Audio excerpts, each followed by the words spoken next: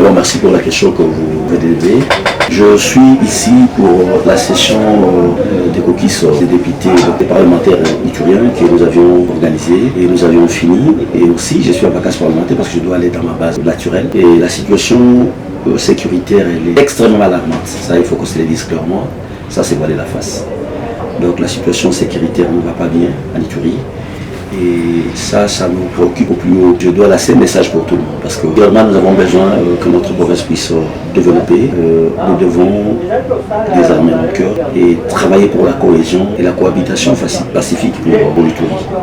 Et aussi pour la deuxième chose, l'état de siège a été décrété pour imposer là. Et cette occasion, j'appelle les militaires de travailler dans ce sens-là. Il est admissible que la situation sécuritaire se dégrade jusqu'à ce niveau. Parler de la ville de Bouni. Ce qui se passe à l'OPA, en Djougou en général, ça démontre à suffisance comment notre population souffre au vrai sens du mot. J'ai vu des vidéos circuler, des mamans en souffrance, des affaires, des vieillards.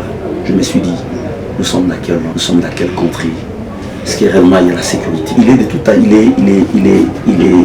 est de notre obligation, de notre devoir, nous les Ituriens, d'éviter de tomber dans des manipulations inutiles. Avec la guerre, on ne saura pas construire notre pays. Avec la rébellion, on ne saura pas construire la République, moins encore notre province de l'Ituri. C'est pour ça que je lance cet appel à tous les groupes armés. Je l'ai dit très bien, à tous les groupes armés. Tous les groupes armés doivent cesser avec cette hostilité, ce massacre-là contre la population civile. Et aussi, il faut qu'on arrive à dissocier, parce qu'il y a des choses, à dissocier les groupes armés, à dissocier la CRP et la population civile. Est-ce que être originaire de l'OPA devient un problème? Est-ce que être originaire de Jina devient un problème? Est-ce qu'être originaire de Djougou contre la République ou contre quelqu'un? Moi je dis non. Ces gens-là ont le droit de vivre, nos citoyens ont le droit de vivre comme tous les autres citoyens congolais de la province de l'Ituri. De la même manière, les gens vivent à Aru, Mahag et ailleurs, Djougou aussi a l'obligation, a le droit aussi de vivre calmement sans problème. Donc la question sécuritaire pose un problème au niveau de l'Ituri sérieusement. Nous devons faire tout et demander à l'armée d'imposer la paix d'une manière professionnelle. Et on doit dissocier les civils aux groupes armés. Parce que la situation au niveau de Djougou, elle est devenue extrêmement grave. Donc la population souffre.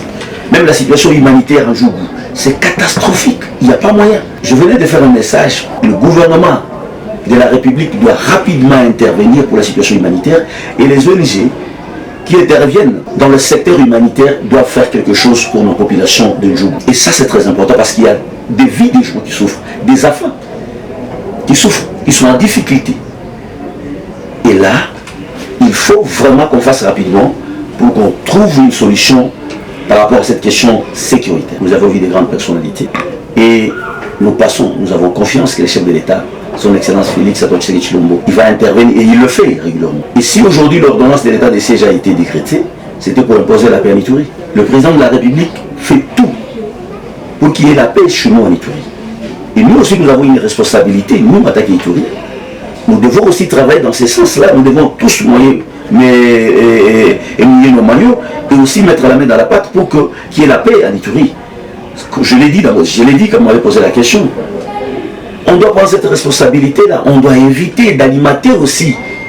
On doit éviter de tuer les faits. On doit éviter d'être manipulé par les autres pour la destruction de notre province. Ça, c'est très important. Nous devons prendre conscience. Nous sommes censés vivre ensemble. Personne ne va exclure personne en Ituri.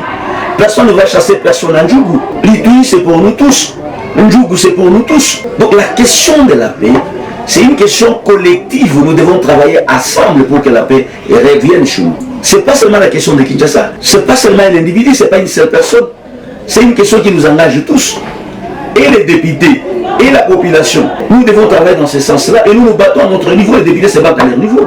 Mais l'armée aussi doit faire son travail, l'autorité établie doit faire son travail parce que et la responsabilité de protéger la population revient à l'État. L'armée doit faire loyalement son travail, professionnellement son travail pour protéger cette population-là. Donc la sécurisation de la population n'est pas donnée aux groupes armés. Aucun groupe armé ne peut se prévaloir pour dire que moi je vais assurer la sécurité de la population. C'est l'armée loyaliste, l'armée de la République démocratique du Congo, l'FARDC, qui a le droit, le monopole d'assurer la sécurité de la population et de la République. Thomas Lubanga, il est iturien. Thomas Lubanga, pour moi, c'est un grand frère. Thomas Lubanga, c'est notre frère. Le message que je vais lancer à mon grand frère, c'est de revenir à la raison. On ne peut pas prendre les armes et mettre notre population à difficulté. Le grand frère doit rentrer à la maison et abandonner cette entreprise que j'appelle anormale pour l'intérêt de la population iturienne. Donc le message, nous devons travailler pour l'intérêt de l'Ituri. Voilà comment nos mamans souffrent, nos frères et sœurs souffrent. Pourquoi continuer à créer la rébellion si nous avons besoin du pouvoir? Il y a tous les moyens possibles pour conquérir le pouvoir. Donc je ne veux pas que nous puissions aller dans ce sens-là, dans cette ligne-là, des guerres, des rébellions, pour détruire notre province. Il est temps pour que nous puissions reconstruire la province de l'Ituri. Et si vraiment nous avons besoin de l'émergence de notre province, nous devons abandonner les armes, travailler pour la reconstruction et le développement intégral de notre province. Je pense que l'État doit intervenir. Le gouvernement central doit intervenir et aussi le gouvernement provincial parce que la population est en difficulté, à danger.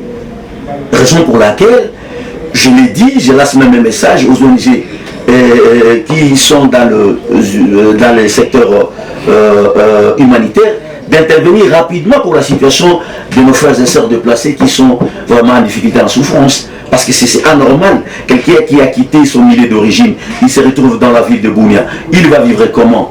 L'État doit intervenir rapidement. En attendant le gouvernement central, je lance ce message-là, cet appel-là au gouverneur de la province de l'Ituri, au gouvernement provincial de l'Ituri, de s'en charger pour aider cette population en difficulté, en détresse, au moins avec quelque chose à mettre sous la dent.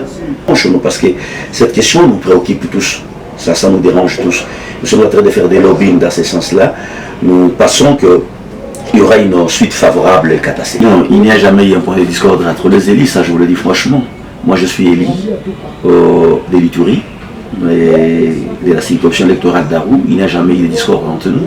Donc il n'y a pas un problème, je vous dis, entre les députés, nous sommes unis, et chaque fois qu'il y a un problème, nous discutons entre nous. Et là, je ne saurais pas dire qu'il y a un problème entre les politiciens ou les députés, parce qu'entre nous, les députés, il n'y a pas un problème. Nous sommes unis, nous marchons ensemble. Quand il y a un problème, on se concerte, on s'appelle. Et qu'est-ce qui justifie cette faible représentativité? Et je vais vous dire ceci, vous savez que la politique gouvernementale revient, le pouvoir discrétionnaire revient au chef de l'État. Donc on ne peut pas forcer la main du chef.